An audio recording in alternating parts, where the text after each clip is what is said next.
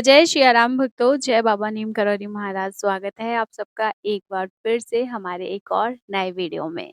जी हाँ भक्तों, अगर यह वीडियो आपने स्विच किया है तो इसका मतलब यही है कि माँ भगवती बाबा महाराज आपको कुछ एक बहुत महत्वपूर्ण संदेश देना चाहते हैं और वीडियो को बिना स्क्रिप्ट किए पूरा सुनना। जी हाँ भक्तों, आपने देखा है अपने आस-पास लोगों को या खुद भी आपको लगता होगा कि आप माँ भगवती को या बाबा महाराज को, जो भी आपके इष्ट हैं, जिनको आप बहुत मानते हैं, उनकी नाना प्रकार की पूजा विधि आप फ़ॉलो करते हैं। जैसे कि आपने उनके लिए चालीसा पढ़ा, मंत्र जाप किया और कुछ भी हो सकता है, ऐसे व्रत रखना हो गया, उनके तीर्थ, उनके मंदिरों में जाना हो गया। इसके बाद भी कई बार भगवान जी आपकी बातें सुनते ही नहीं हैं या ये मानो कि आपकी जो भी पूजा-पाठ है वो भगवान जी तक पहुँचते ही नहीं हैं। तो आज हम अपने इस विशेष अंक में जानेंगे कि ऐसा क्यों होता है और इससे बचने का क्या तरीका है? तो ना देर करते हुए चलते हैं हम अपने आज के विशेषांक की ओर। हम यहाँ मानकर चलते हैं कि अधिकतर भक्तों को यह पता है कि यदि हम पूजा के पश्चात अपना आसन ऐसे ही छोड़ देते हैं, तो हमारी पूजा का फल इंद्रदेव ग्रहण कर लेते हैं। हमें इससे बचने के लिए अर्थात अपने पूजा का फल चोरी होने से बचाने के लिए एक साधारण सी विधि करनी होती है। यदि हम वो कर लेते हैं, तो फिर हमारी पूजा का फल इंद्रदेव चोरी नहीं कर सकते। सबसे पहले बात कर लेते हैं घर में की गई पूजा। जो भक्तों हम घर में पूजा करते हैं, जैसे हम चालीसा करते हैं, चालीसा चालीसा का संकल्प लिया है या फिर हम आरती करते हैं या फिर हम मंत्र जाप करते हैं। अभी नवरात्रि चल रहे हैं, अनन्य भक्तगण माँ सप्तशती का पाठ करेंगे, माँ की कथाएँ पढ़ेंगे, माँ की चालीसा पढ़ेंगे, है ना?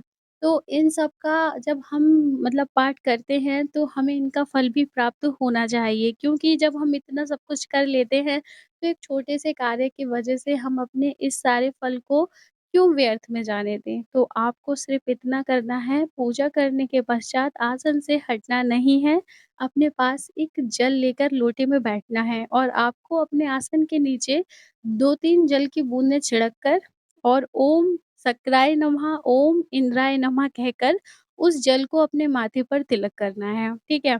और आप जब कहीं तीर्थ पर जाते हैं, जैसे कैची धाम गए हैं या वैष्णो माँ के धाम गए हैं, तो इन स्थानों पर हम अपना आसन साथ लेकर नहीं चलते और हमें अगर समय मिलता है तो माँ के चरणों में हम बैठकर माँ का मंत्र जाप कर लेते हैं या कैची धाम में बैठकर हम हनुमान चालीसा पढ़ लेते हैं और हमें पढ़नी भी चाहिए। तो वहाँ पर हम आसन लेकर नहीं गए, मंदिर की तरफ से यदि कोई व्यवस्था है तो हम उस पर बैठ जाते हैं, नहीं व्यवस्था है तो हम फर्श पर भी बैठते हैं, पत्थर पे भी बैठ जाते हैं, मिट्टी पर भी बैठ जाते हैं।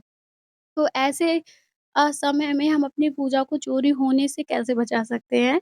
तो उसके लिए हमें कुछ नहीं करना है, जब हमारा मंत्र पूरा हो जाता है या फिर हमारी चालीसा संपन्न हो जाती है, तो हमें अपनी अनामिका उँगली से अपने आगे से साइड से थोड़ी-सी ऐसे उँगली घिस कर अपने मस्तक पर, ललाट पर उसका तिलक लगा लेना है। चाहे धूल के कण आपकी उँगली पर आए या नहीं आए, कुछ भी आए या ना आए, बस आपको ऐसा कर लेना है। ऐसा करने से इंद्रदेव आपकी पूजा को ग्रहण नहीं करते हैं, वो आपके इष्ट तक पहुँच जाती है। अब बात करते हैं माँ भगवती के भक्तों की, जो माता रानी की पूजा करते हैं और अभी बहुत भक्तगण कर रहे होंगे, उनको भी यह विशेष ध्यान रखना है, आपको आसन छोड़ने से पहले इंद्रदेव का यह अनुष्ठान तो करना ही करना है, साथ में आपको भैरव बाबा का भी नाम लेना ही है। उठने से पहले भैरव बाबा की जय बोलकर ही उठना है, नहीं तो माता रानी की पूजा भैरवनाथ चुरा लेते हैं। तो अगर आप पूजा में इन बातों का ध्यान रखेंगे, तो आपकी पूजा आपके इष्ट तक पहुँचेगी और आपको उसका फल अवश्य मिलेगा। अगर जानकारी अच्छी लगी हो तो चैनल को सब्सक्राइब कर लें, वीडियो को लाइक कर लें और कमेंट बॉक्स में जय जय श्री राम और जय माता दी लिखना ना भूलें। मिलेंगे अगले विशेष अंक में, तब तक के लिए जय जय श्री राम। हरे राम राम राम सीता राम